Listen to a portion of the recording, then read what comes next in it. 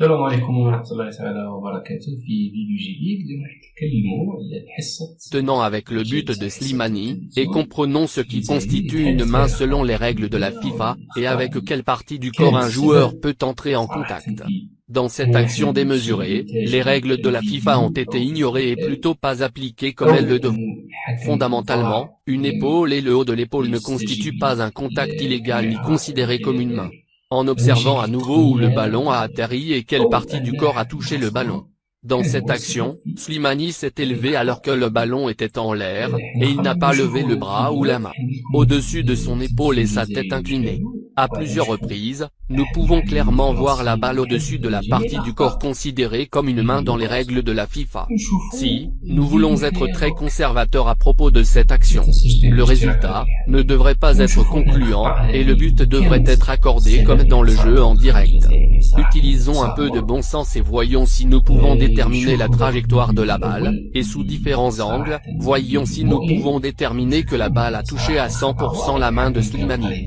En جدا se basant sur le صحيح mouvement du ballon après نشوفوا contact, on peut deviner le sens de déplacement du ballon dans les airs par rapport à la partie qui a touché le ballon.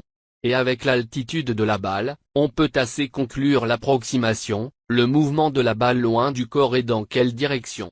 Avis après la vérification VAR.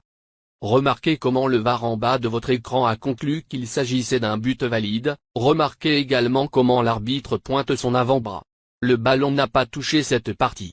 Clairement un geste vicieux. Il y a ici un conflit entre le VAR et l'arbitre. Est-ce un dur proof en faveur de l'Algérie? On ne sait pas. Discutons brièvement des règles d'un handball avec quelques illustrations. L'IFAB définit la limite entre l'épaule et le bras comme le bas de l'aisselle.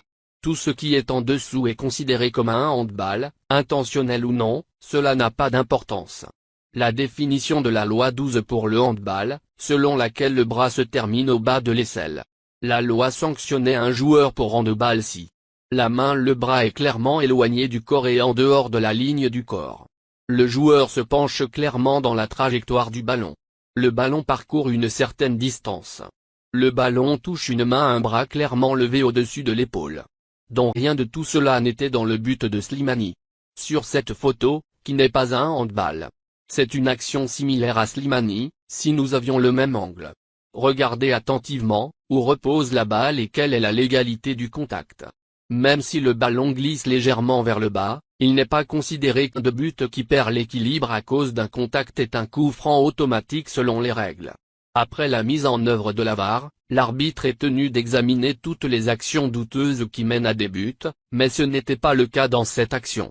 Si le VAR ne fonctionnait pas pendant cette action, cela est considéré comme une erreur technique et relève de la responsabilité de la FIFA.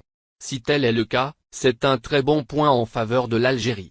Une action visible à l'œil nu ne nécessite pas de révision VAR, cependant, le VAR est tenu d'appeler l'arbitre, pour révision s'il manque une action, comme cette main claire ici dans la surface de réparation. Nous pouvons clairement voir le contact avec la main sans aucune obstruction. Le ballon atterrit clairement dans son avant-bras. Cependant, cela est considéré comme une erreur courante de l'arbitre, à moins que, comme nous l'avons dit précédemment, le VAR ne fonctionne pas. Encore un bon point pour l'Algérie. Passons maintenant à un contact net dans la surface de réparation, et examinons comment le contact s'est produit et si le défenseur a touché le ballon ou le pied de l'attaquant. Basé dans l'espace du ballon et du pied de l'attaquant, il est impossible pour le défenseur d'entrer en contact avec le ballon, donc, c'est un penalty, il a fait trébucher l'attaquant. Encore une fois, où est le VAR ici? Dans cette prochaine action, nous examinerons une autre main évidente. Et encore une fois la question, où était le VAR? Qu'a fait l'arbitre et pourquoi l'action n'a pas été examinée? Sous différents angles, nous pouvons voir clairement le ballon toucher la main du défenseur et même rester collé à la main pendant quelques secondes. L'arbitre n'était pas loin et sûrement, il l'a vu mais ignoré comme toujours. S'il a été appelé par la VAR et n'est pas allé, c'est une autre erreur fatale. Concluons maintenant. Est négligé par un arbitre de classe mondiale désigné par la FIFA et autorisé à arbitrer un match éliminatoire de haut niveau pour la Coupe du Monde. Pousser un défenseur contre son gardien de but doit immédiatement entraîner l'arrêt du jeu et récompenser un coup franc à la défense. Le gardien de but dans la surface de réparation a tous les droits et le temps d'effectuer un jeu sur le ballon sans être contacté. De plus, Pousser agressivement un défenseur par le cou est un jeu très dangereux, qui devrait recevoir un carton jaune. Un joueur offensif entrant en contact avec le ballon dans la main est automatiquement sifflé pour une infraction.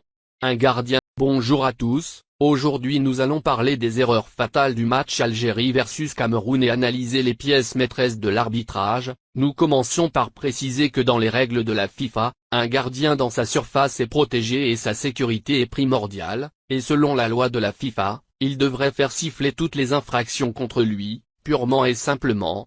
Aucun joueur offensif n'est autorisé à entrer en contact avec le gardien de but directement ou indirectement. Ici dans le premier but camerounais nous montrerons toutes les infractions commises par l'attaquant dans la surface de réparation. Il y a trop de fautes dans une seule action et elles ne peuvent pas être considérées comme des erreurs humaines ou des erreurs d'arbitrage courantes, mais plutôt dans un esprit logique, ces fautes sont délibérément ignorées.